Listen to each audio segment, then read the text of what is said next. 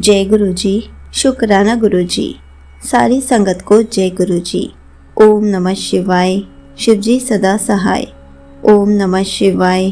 गुरु जी सदा सहाय। शिव पुराण श्री वायवीय संहिता का 33वां अध्याय। उपमन्यु की भक्ति। ऋषि गणों ने वायुदेव से पूछा, हे वायुदेव, आप हमें भगवान शिव के परम भक्त उपमन्यु की भक्ति के विषय में बताइए। वायुदेव बोले, हे मुनियों, उपमन्यु बचपन से ही परम तपस्वी हुए हैं। उपमन्यु परम तपस्वी व्याघ्रपाद मुनि के पुत्र थे। भगवान शिव की परम भक्ति के कारण ही इन्हें शिव पुत्र कार्तिकेय एवं गणेश के समान शास्त्रों एवं ज्ञान की प्राप्ति हुई। उपमन्यु अभी छोटे बच्चे थे। उनकी माँ उनके पीने के लिए दूध का प्रबंध भी नहीं कर पाती थी। एक दिन जब उपमन्यु दूध पीने के लिए हठ करने लगे तो माँ ने भुने पीसे अनाज का आटा घोल कर दिया। उपमन्यु ने उसे पीने से मना कर दिया। वह जान चुका था कि उनकी माँ दूध के नाम पर जो दे रही है वह दूध नहीं है।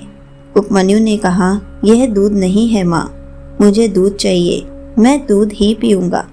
अपने पुत्र की बातें सुनकर माता की आंखों में आंसू आ गए और वह बोली, पुत्र, शिव भक्ति के बिना किसी भी वस्तु की प्राप्ति नहीं होती। इस संसार में सब कुछ उन्हीं की इच्छा से होता है। भला हम वनों में रहने वालों को दूध कहाँ से मिलेगा? तुम रोना बंद करो, इससे मुझे दुख पहुँचता है। तब अपनी माता के इस प्रकार के वचनों को सुनकर वह बालक उपमन्यु बोला, माते, मैं शिवजी को प्रसन्न करके ही दूध प्राप्त करूँगा। तब माता बोली, बेटा, भगवान शिव तो सर्वत्र विद्यमान है। वे ओम नमः शिवाय मंत्र द्वारा प्रसन्न होते हैं। माता ने समझाकर उपमन्यु को शांत कर दिया, परंतु बालक का जिज्ञासु मन शांत ना हुआ। उसने अपने मन में शिवजी के दर्शन करने का निश्चय कर लिया था। उस रात जब वह अपनी माता के साथ सोया हुआ था, तभी उसकी आंख खुली और उसे लगा जैसे शिवजी उसे बुला रहे हैं। वह रात को ही घर से निकल गया। बालक ओम नमः शिवाय का जाप करता हुआ वनों में चला गया। उसे ना तो वन में भटक जाने का भय था, ना ही किसी हिंसक पशु द्वारा खा लिए जाने की चिंता थी। उसके मन में तो उस समय सिर्फ और सिर्फ भगवान शिव के साक्षात्कार का ही संकल्प था। चलते चलते ही रास्ते में उसे एक शिवालय दिखाई दिया।